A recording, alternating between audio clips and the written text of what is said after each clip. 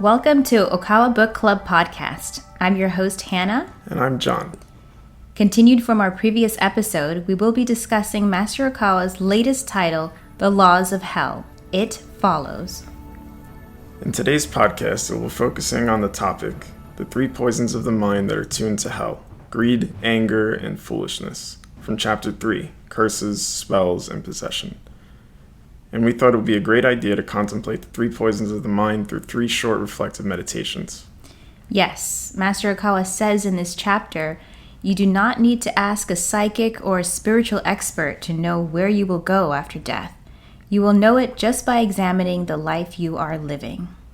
When we hear the word greed, our immediate reaction is, I know someone who is greedy, but I don't have it. I'm not greedy. But greed is a covetous heart. The heart wants to take love from others. Master Okawa says nearly all the people who live by taking love will go to hell. Yes, actually, jealousy is also categorized as greed. Even though it may sound strange, jealousy is the mind that comes from wanting something without making the proper efforts for it. Basically, wanting something you don't deserve. So let's begin the reflective meditation. Before practicing the meditation, let us start with some short breathing exercises. Count 1 when you breathe in. Count 2 when you breathe out.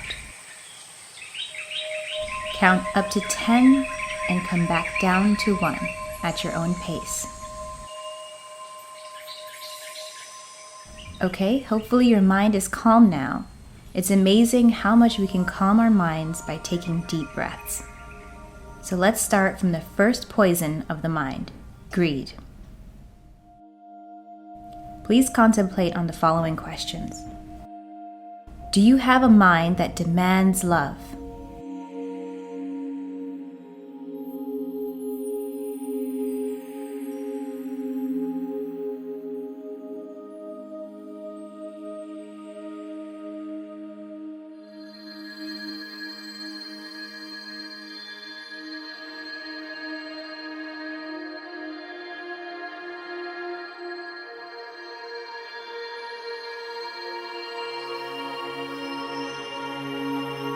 Do you have a mind that craves attention?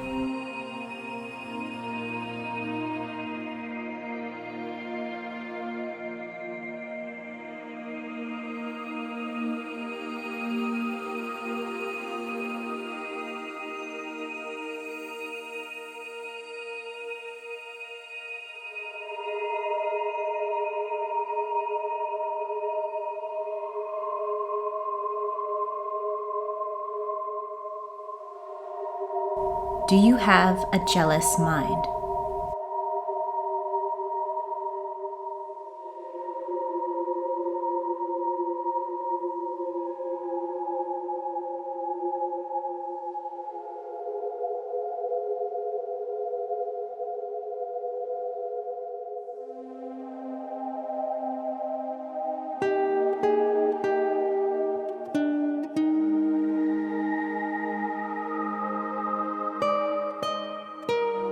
Let's end our contemplation.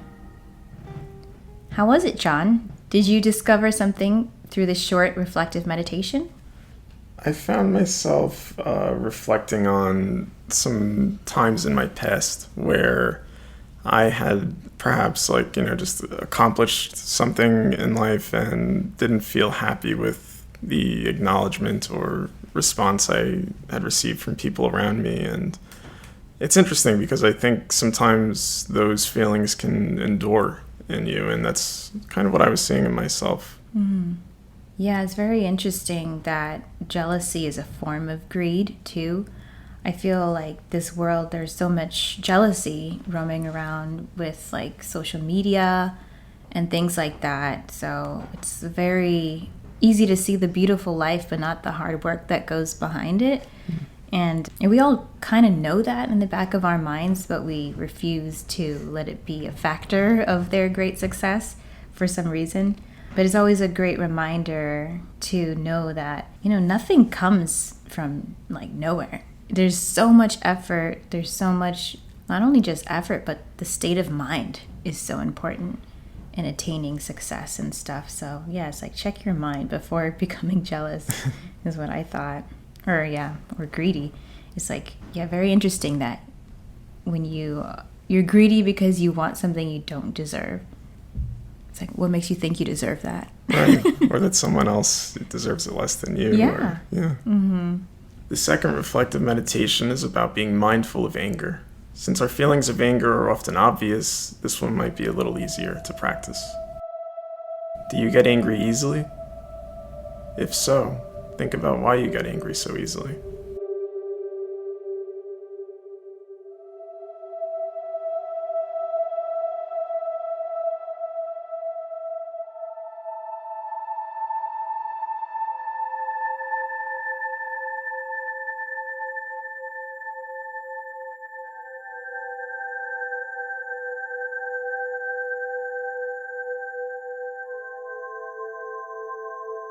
Do you have resentment towards someone?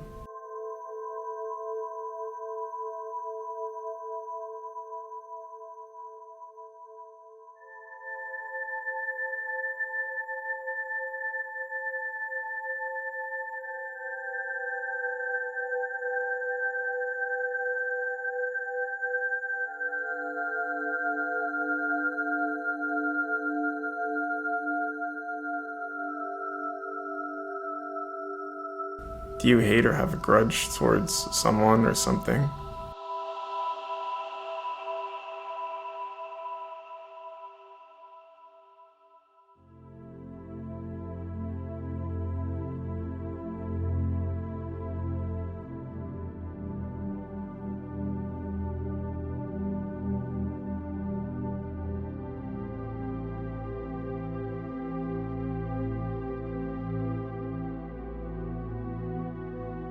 Let's end our contemplation. How was it? How about you, Hannah? Yeah, anger is a big one. I remember being called a Tasmanian devil as a child. I had major anger issues, and I come from a home of 3 daughters, and it was just always kind of chaos. But I was always angry, and I felt like, wow, I really need to work on that. And I didn't really know why I was so angry for so long. And I think I'm still working on it, but I think it comes from not having control in my case. Like, there's a lot of loose ends everywhere, and I just wanted everything to be perfect and just to make sense. And I didn't have that control, so it really stressed me out. So I was always on the edge and took it out on my parents or my mom and my sisters. So I remember my friend telling me, "You're so angry, you should really use that energy and put it into something good." And that kind of struck me. I'm like, whoa, didn't know you could do that. That's kind of cool. So that's when I kind of took a step back and wanted to do something about this anger, that it was like wasting my life, kind of. I was so young, but still it was like a wasteful space in your mind, anger. Yeah, I can honestly say pretty similar for me. Yeah, Yeah? You know, a lot of anger when I was younger. Oh, really? And then, You're so calm now. yeah, I have my moments, and I think we all do. You know, that's why it's. Are you a Virgo too? I'm a Scorpio. Oh, okay. We're known for being a little hot-tempered, but having good methods for sublimating the anger and strategies for calming it really have made all the difference. Yeah, and breathing, right? Yeah. Yeah, you were saying earlier that breathing, you learned to breathe at 10 years old, and that helped you a lot? Yeah, someone had told me, giving me this like breathing exercise for relaxation. And at the time, as an angry 10-year-old, I was like, there's no way I'm doing that. But I had found as I got older that in moments where I'd become very angry or overwhelmed in any way, like instinctively, I would just go back to that. And I think the more we can accustom ourselves to the idea, and ideally we could do it earlier in life, but even if we can't, it's never too late to implement that into our mind, into our consciousness, and have that as what we fall back on. Yeah, and it's also so important to be mindful of when you're being angry and don't let it like overcome you or take over. It really does feel like this inner monster that unleashes. So just leash it up and control, just take it back. It's hard though. Like in the moment, it's like easier said than done. But yeah. That monster can be very convincing sometimes. Yeah, very convincing, very logical too. Oh, yeah. Yeah. Yeah, and that's why we do a lot of breathing exercises before meditation. It's very important, like never underestimate the power of deep breathing, because it really oxidizes your mind and slows everything down and regulates. And it's a very important step before meditation because you can think more clearly. And I think that's the idea behind breathing when you get angry too. Yeah. All right, let's move on to our last reflective meditation, examining the mind of foolishness. In the broader term, foolishness is the mind of not knowing the truth. In other words, it is often called spiritual ignorance. But as for individuals, we could say that foolishness is the mind of not knowing the laws of cause and effect, and it often manifests as complaints or complaining. So let us begin our meditation. Do you blame others for your misfortune?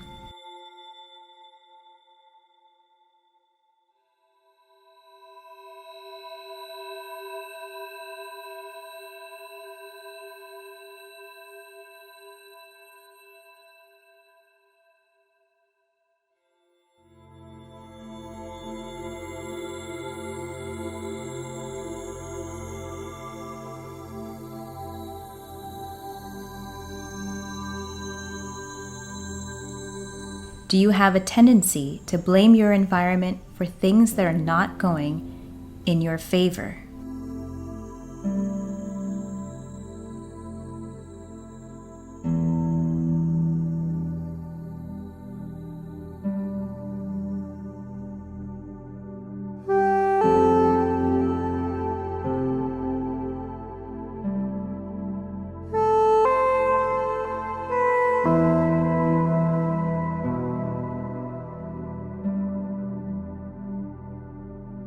Let's end our contemplation.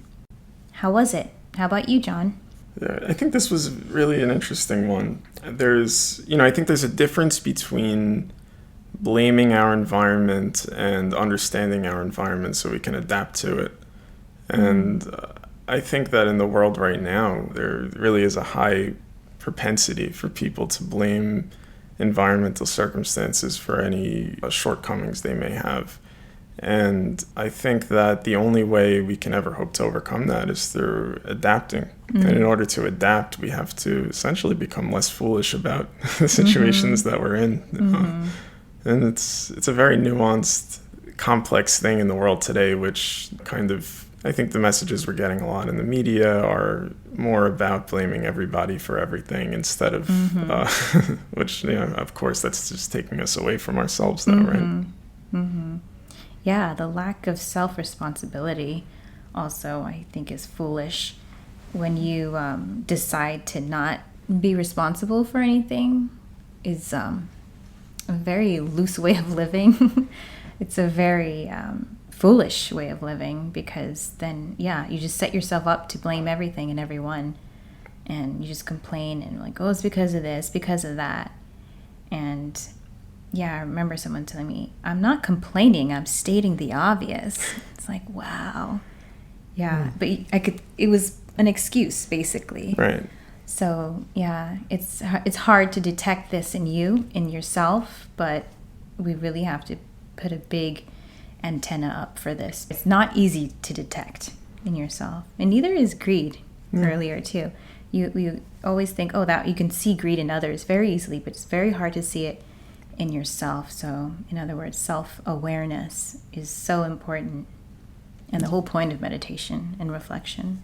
Yeah, self-awareness is something we all really do have access to, and it's even anger. Like, we know it's there, but it can, as you said before, it can be such a logical monster that it can convince us that it's totally justified. Yeah, and there is justifiable anger, right? Like, that's what Master does talk about when it's something to fight for what's right or justice. But again, that's like you really have to understand what you're angry about.